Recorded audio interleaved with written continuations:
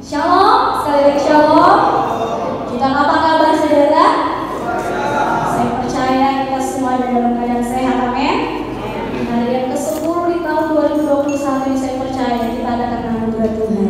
Kita akan sama-sama belajar kebenaran firman Tuhan pada pagi hari ini dalam kitab Mazmur pasal 84 ayat yang ke-11. Kita akan sama-sama membaca ayat ini.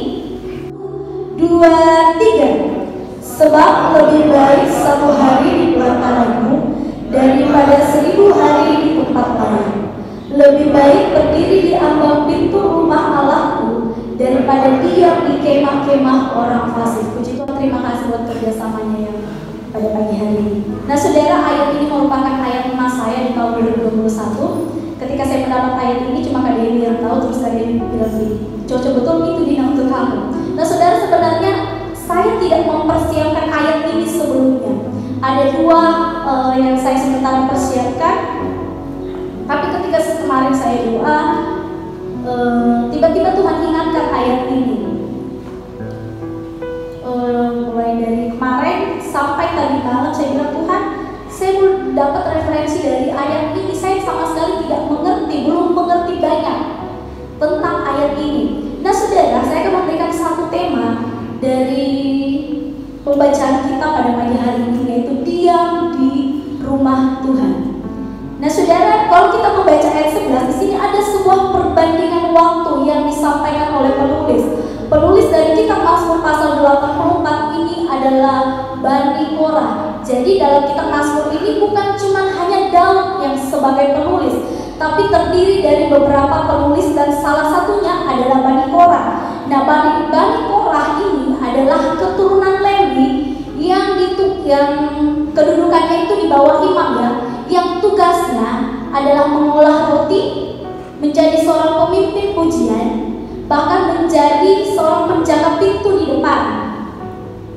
Nah, saudara ini diberkati dalam nama Tuhan Yesus. Lagu ini atau mazmur yang dibuat oleh Bani Korah ini ditujukan kepada pemimpin-pemimpin biduan. Pemimpin biduan ini adalah seorang pemimpin pujian, seorang yang sementara berdiri melayani di altar Tuhan. Kalau di gereja mungkin kami adalah pelayan-pelayan altar. Bani Korah menuliskan secara khusus kepada pemimpin biduan. Jadi saudara, ketika saudara membaca Alkitab dan saudara mendapatkan untuk pemimpin biduan, kalau di bagian pertamanya di bawah judulnya itu untuk pemimpin biduan menurut lagu Gittith. Nah, lagu Gittith itu adalah lagu yang secara khusus dibuat menggunakan alat musik tertentu, jadi tidak sembarangan ya saudara. Jadi sampai di sini mengerti. Jadi tidak sembarangan Mazmur ini nulis, saya tulis saja, tapi selalu punya goal atau selalu punya tujuan. Nah, kita kembali di ayat yang ke-11 tadi. Bani Korah menyampaikan bahwa lebih baik satu hari di pelantaran Tuhan daripada 1000 hari di tempat lain. Tadi saya katakan ada sebuah perbandingan waktu. Kalau kita mengkali-kalikan, kalau dalam satu hari ada berapa jam saudara? Ada berapa? 24 jam. Sepakat ya, 24 jam, tidak ada yang 23 ya, atau 25, tidak ada. Semuanya rata ya 24 jam. Kalau kita kali dengan 1000, berarti ada sampai bilang 2400 nih, 24.000. Jadi perbandingannya sangat jauh antara 24 jam dengan 24.000 jam. Itu Bani Korah sementara membandingkan waktu. Tapi saudara, coba kita buka dalam kitab 1 Petrus. 2 Petrus saudara, 2 Petrus pasal yang ketiga ayat yang ke-8 ya. 2 Petrus pasal yang ketiga ayat yang ke-8 saya akan bacakan. Akan tetapi saudara-saudaraku yang kekasih, yang satu ini tidak boleh kamu lupakan, yaitu bahwa di hadapan Tuhan satu hari sama seperti berapa saudara? 1000 tahun. Petrus sendiri atau penulis dari kitab Petrus ini menyampaikan sebuah perbandingan yang lebih jauh dari seorang Bani Korah, bukan seorang ya, Bani Korah. Tadi di kitab Mazmur dikatakan bahwa satu hari dia bandingkan dengan 1000 hari. Tapi dalam perjanjian baru, khususnya di kitab Petrus, dia membandingkan bahwa dia menegaskan bahwa yang satu ini tidak boleh kamu lupakan, bahwa satu hari sama seperti 1000 tahun. Saya tadi sudah tidak sempat saudara mengkali-kalikan jamnya ya. Biasanya saya suka cerita, tapi kan tadi waktunya agak mepet. Jadi kita hitung saja saudara, kalau satu hari kita bandingkan saja dengan 1000 hari, antara 24 jam dengan 24.000 jam jauh bedanya. Apalagi yang satu hari dibandingkan dengan 1000 tahun. Nah saudara, kita kembali dalam pembacaan kita. Berarti Tuhan tidak menuntut waktu yang banyak. Tuhan tidak menuntut kalian harus sehari-hari di dalam gereja. Tapi kalau kita membandingkan 24 jam dengan 24.000 jam, Tuhan hanya minta waktu saudara sangat sedikit. Betul ya? Kalau kita membandingkan 24 dengan 24.000 sangat jauh bedanya. Tuhan tidak minta waktu saudara berjam-jam ketika saudara datang beribadah. Paling lama itu kalau dulu waktu 3 kali ibadah itu 1,5 jam sudah harus selesai. Cuma 1,5 jam dikurangi dengan 24 jam berarti ada 22,5 jam. Kalau saya tidak salah saudara, ada 22,5 jam saudara meluangkan waktu saudara di rumah.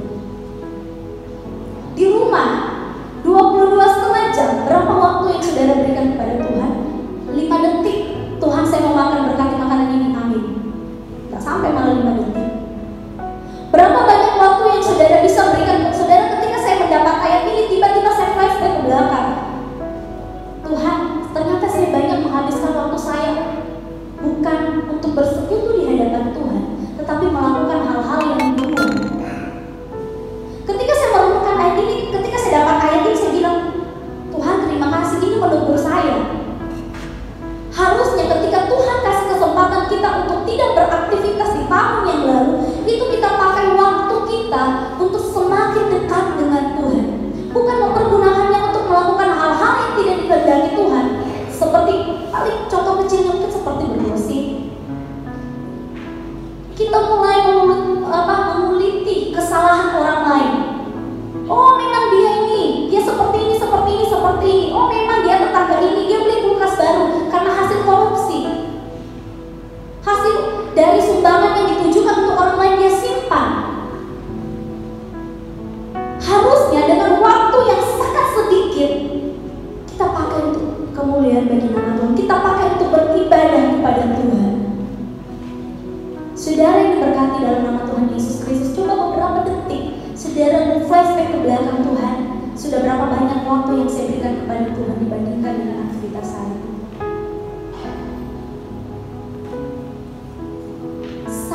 Sangat sedikit. Dan saudara, dalam kitab Mazmur tadi, banyak orang menyampaikan bahwa lebih baik 1 hari di pelataran Tuhan daripada 1000 hari di tempat lain. Dalam artian banyak orang sementara melihat bahwa ada sesuatu yang berbeda ketika orang diam di dalam rumah Tuhan. Dia sementara melihat, kenapa sih lebih baik 1 hari di pelataran Tuhan daripada 1000 hari di tempat lain? Kalau kita bandingkan saudara, atau kalau kita pikir, kalau kita ada di luar sana, kita banyak melakukan hal. Kita bisa bermain game, kita bisa bekerja, kita bisa tidur, kita bisa melakukan pekerjaan rumah tangga dengan baik. Berarti sekali lagi ada sesuatu yang banyak orang lihat. Ternyata ada suatu keuntungan, ada suatu hal yang berbeda ketika orang diam di dalam rumah Tuhan. Saya tidak sementara menyampaikan saudara untuk semuanya tinggal di dalam gereja. Bangun mesbah di dalam keluarga saudara. Bangun hubungan saudara dengan Tuhan. Itu yang Tuhan mau di akhir zaman ini. Mungkin saudara termasuk yang akan sementara dicari saat ini, seperti tema kita, cari dan selamatkan yang hilang. Saudara, dalam perumpamaan dalam Lukas disampaikan bahwa ada 2 anak, satu yang terhilang karena dia minta harta kepada orang tuanya. Tapi saudara, yang terhilang bukan cuma anak bungsu, anak sulung pun juga sebenarnya sementara terhilang. Dia tinggal, dia dalam rumah bapak dan ibu, tapi dia tidak menikmati apa-apa. Jangan sampai kita juga seperti anak sulung ini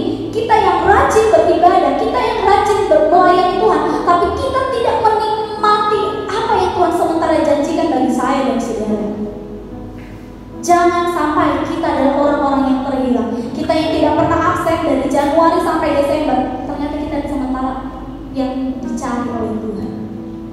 Kita sementara hilang. Lebih baik 1 hari di pelataran Tuhan daripada 1000 hari di tempat lain.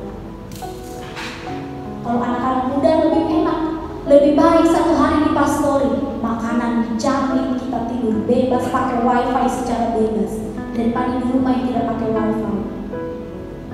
Kalau itu jaminannya pasti semua mau tinggal di pastori, dimasakan sama tante Uria, ikan gorengnya. Saudara yang diberkati dalam nama Tuhan Yesus, kita akan sama-sama belajar pagi hari ini apa yang didapatkan oleh orang-orang yang tinggal diam di rumah Tuhan. Apa yang akan didapatkan oleh orang-orang yang intim membangun hubungannya dengan Tuhan. Apa yang akan didapatkan oleh orang-orang yang begitu setia mencari akan Tuhan. Mari sama-sama kita kembali dalam pembacaan kita tadi dalam Mazmur pasal 84 ayatnya yang ke-5 dan ayat yang ke-6. Berbahagialah orang-orang yang diam di rumahmu, yang terus-menerus memuji-muji Engkau.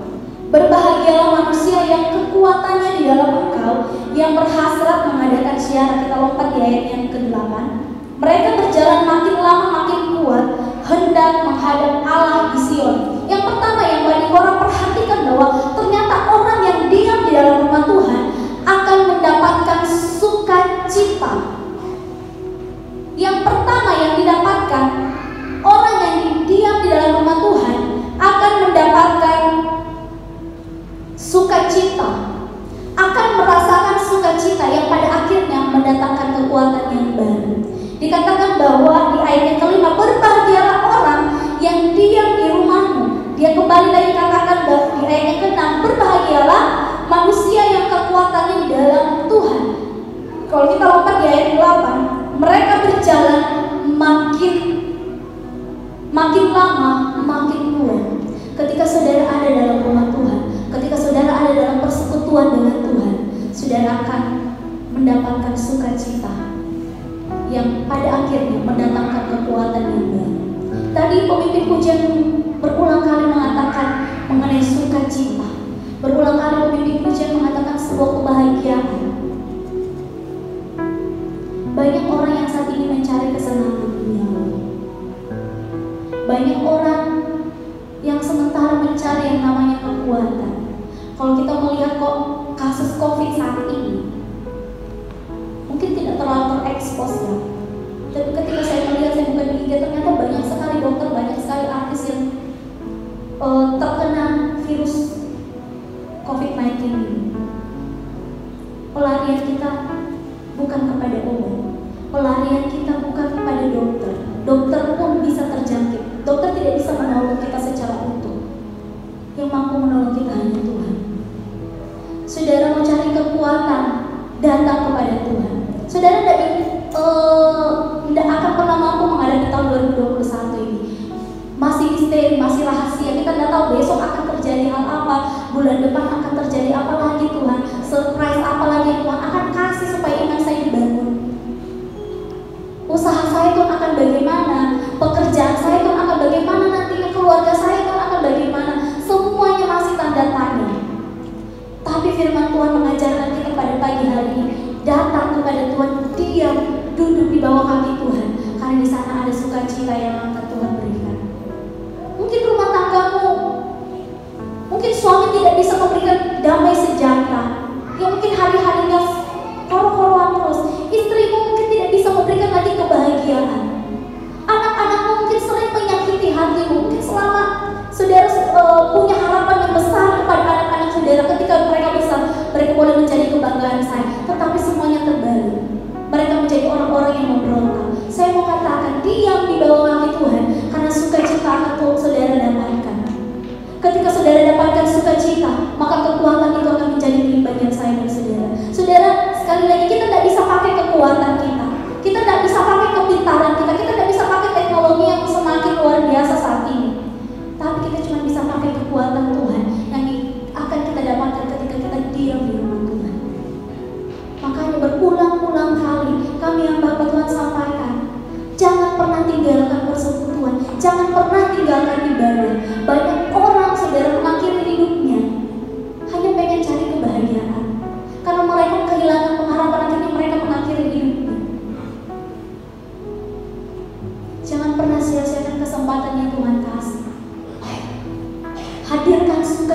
dalam keluarga saudara. Hadirkan kebahagiaan dalam keluarga saudara. Meskipun mungkin ada Tuhan gersang, di rumah panas terus, suasana yang tegang terus.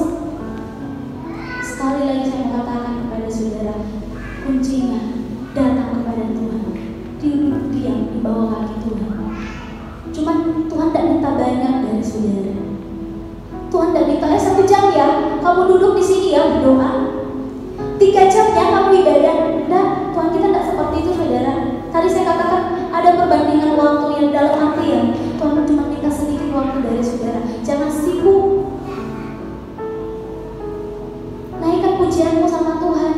Naikkan penyembahanmu sama Tuhan. Jangan berdoa melapor sama Tuhan. Tuhan saya mau tidur, jaga, amin. Tuhan saya mau makan, berkati makanan ini, amin. Tuhan saya sakit, Tuhan sembuhkan saya. Tidak seperti itu. Tuhan tidak mengajari kita untuk menjadi orang-orang Kristen yang manja. Tuhan tidak sementara mengajari kita menjadi orang-orang Kristen yang ketika butuh baru datang kepada Tuhan. Tuhan hanya minta waktu saudara mungkin 15 menit, 10 menit. Kesaksian dari salah seorang pelayan yang mulai belajar, mulai dari 10 menit berdoa, naik 20 menit. 10 menit mungkin kita tidak ada artinya, tapi bagi Tuhan itu sesuatu yang berharga di mana kita bisa menaikkan pujian kita. Tuhan sementara menunggu saudara. Adakah saudara kasih waktu saudara untuk Tuhan? Mungkin saudara berpikir, hari Minggu misalnya Tuhan 1,5 jam banyak itu untuk Tuhan. Dan saudara 24 jam di rumah, berapa menit yang saudara bisa kasih? Mungkin saudara tidak punya waktu untuk duduk diam di bawah kaki Tuhan. Sementara dalam perjalanan membawa kendaraan, saudara bisa angkat hati saudara di hadapan Tuhan. Bangun hubungan saudara supaya saudara tidak menjadi orang yang terhilang. Yang kedua saudara yang ingin saya bagikan bagi kita, kita baca di ayat yang ke-7 dari Mazmur pasal 84. Apabila melintasi lembah baka, mereka membuatnya menjadi tempat yang bermata air. Bahkan hujan pada awal musim menyelubunginya dengan berkat. Yang kedua yang ingin saya bagikan bagi kita saudara, menurut Bani Korah, orang yang diam di rumah Tuhan adalah orang yang tidak akan pernah menyerah ketika dia menghadapi masalah. Ketika dia menghadapi masalah, dia tidak pernah salahkan Tuhan. Banyak kasus yang saya lihat saudara, banyak orang-orang seperti ini. Dia kecewa sama manusia. Dia sakit hati sama manusia. Ini sudah ulang-ulang saya katakan saudara. Dia sakit hati sama manusia. Dia marah sama manusia karena manusia yang kecewakan. Tapi yang dia tinggalkan Tuhan. Saya pernah katakan di tempat ini, itu sama sekali tidak nyambung saudara. Kan lucu. Saya marah sama Kak Eli, tapi yang saya tinggalkan Tuhan. Saudara mungkin kecewa dengan pelayanan kami hamba-hamba Tuhan yang mungkin tidak bisa jangkau saudara semua. Saudara mungkin kecewa dengan istri saudara. Mungkin saudara kecewa dengan suami saudara yang mungkin kasar, yang mungkin sudah tidak memberikan nafkah kepada saudara. Mungkin saudara kecewa dengan anak-anak saudara, ini anak tidak bisa sekali jadi kasih bangga orang tua. Mungkin anak-anak kecewa sama orang tua, orang tua tidak bisa mengerti apa yang saya butuhkan. Jangan pernah tinggalkan Tuhan. Namun sebaliknya saudara datang kepada Tuhan. Jangan kecewa kepada manusia, namun Tuhan yang saudara tinggalkan. Namun ketika manusia mengecewakan saudara, datang kepada Tuhan. Orang yang diam di rumah Tuhan adalah orang yang tidak akan pernah menyerah. Meskipun ada badai di depannya, dia akan terobos saja. Meskipun ada masalah yang sangat banyak datang, dia tidak bilang sama Tuhan, Tuhan saya berhenti nih sampai di sini, saya balik ini saja. Sudah ingat perjalanan bangsa Israel ketika keluar dari tanah Mesir, ketika kanan kirinya ada tebing, di belakangnya ada orang-orang Mesir yang sementara mengejar mereka, dan di depan mereka laut.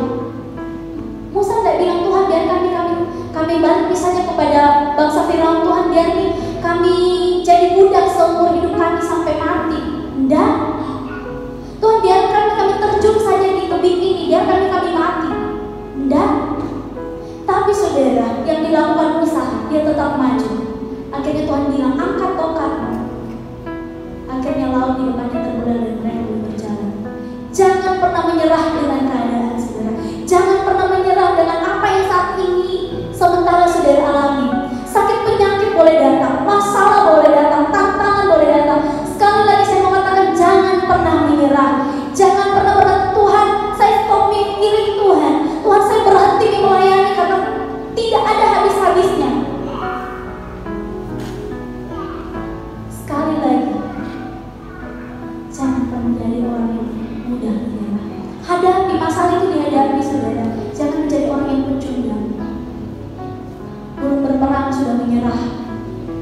belum berperang sudah kalah. Hadapi, karena saya percaya Tuhan melihat orang-orang yang tidak akan pernah menyerah. Orang yang tidak mudah menyerah adalah orang yang mampu membalikan keadaan. Kalau kita baca tadi di ayat yang ke-8, mereka berjalan, ayat yang ke-7, apabila melintasi lembah Makah, mereka membuatnya menjadi tempat yang bermata air. Dan selanjutnya, bahkan hujan pada awal musim menyelubunginya dengan berkat. Saudara, Kaleb dan Yosua ketika pergi mengintai negeri Kanaan, mereka bilang, Tuhan, ini negeri memang didiami oleh orang-orang enak yang perawakannya tinggi besar, tapi kita pasti akan bisa maju melawan mereka. Karena Tuhan yang berjanji, Tuhan pasti akan genapi. Mereka bisa mampu balikan keadaan. Beda dengan 10 pengintai lainnya. Mereka menyampaikan kabar buruk. Oh memang kita tidak bisa masuk itu, tidak bisa, pokoknya tidak bisa. Saudara, ketika saya mengajar terus anak murid saya bilang, tidak bisa Miss, tidak bisa saya. Saya bilang, jangan selalu bilang tidak bisa. Pasti kamu bisa, pasti kamu bisa. Jangan bilang tidak bisa, belum dicoba. Coba dulu, baru kita lihat oh memang tidak bisa. Kita cari metode yang lain untuk bisa. Jangan sedikit-sedikit, oh Tuhan tidak bisa, pasti bisa. Katakan Bani Korah, lembah Bakah mereka bisa jadikan tempat bermata air. Masalah saudara bisa jadikan menjadi sumber berkat bagi saudara. Ketika saudara bisa balikan keadaan. Yang terakhir yang saya bagikan kepada kita, di ayat yang ke-12. Sebab Tuhan Allah adalah matahari dan perisai, kasih dan kemuliaan Dia berikan. Ia tidak menahan kebaikan dari orang yang hidup tidak bercela. Orang yang diam di rumah Tuhan akan membuat Tuhan tidak akan tahan untuk tidak memberkati. Saudara tahu saudara, ketika saudara angkat pujian saudara, Tuhan sementara berkata, saya tidak tahan, saya akan turun untuk memberkati rumah saya. Enak ya saudara? Saudara, mungkin yang banyak ya oma-oma di sini yang sudah punya cucu. Saudara, karena saya juga lihat di rumah saya, saudara yang oma-oma atau opa-opa, kalau lihat cucunya dimarahi dengan anak saudara sendiri, saudara pasti tidak tega ya. Pasti yang dimarahi anaknya. Betul ya, opa-opa, oma-oma?